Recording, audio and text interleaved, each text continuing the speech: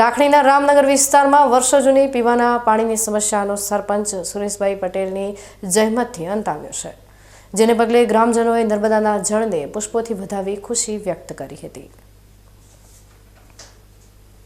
લાખણી ગ્રામ પંચાયતના યુવા અને ખંતીલા સરપંચ સુરેશભાઈ પટેલ અને તેમની ટીમની 24 કલાકની સખત મહેનત આજે રંગ લાવી છે.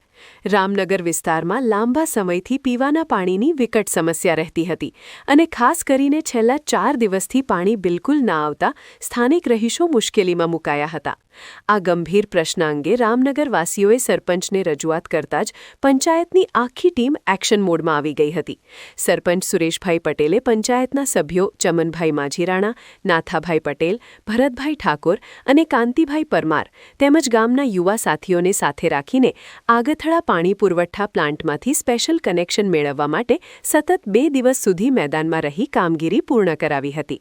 આજે જ્યારે નર્મદાના શુદ્ધ નીર રામનગરના આંગણે પહોંચ્યા ત્યારે વાતાવરણ ઉત્સવમય બની ગયું હતું.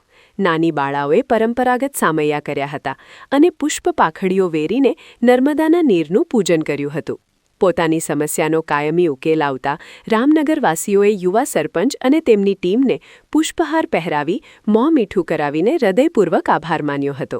આ સફળતા બાદ હવે રામનગરના દરેક ઘરમાં નર્મદાનું મીઠું પાણી નળવાટે પહોંચશે, જેનાથી મહિલાઓની હાલાકીનો અંત આવ્યો છે.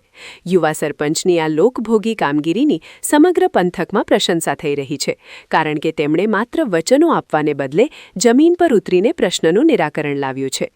લાખણીના રામનગરમાં જળ સમસ્યા ભૂતકાળ બની ગઈ છે અને લોકપ્રતિનિધિની ઈચ્છાશક્તિ હોય તો ગમે તેવા જટિલ પ્રશ્નો ઉકેલી શકાય છે, તેનું શ્રેષ્ઠ ઉદાહરણ સુરેશભાઈ પટેલની ટીમે પૂરું પાડ્યું છે.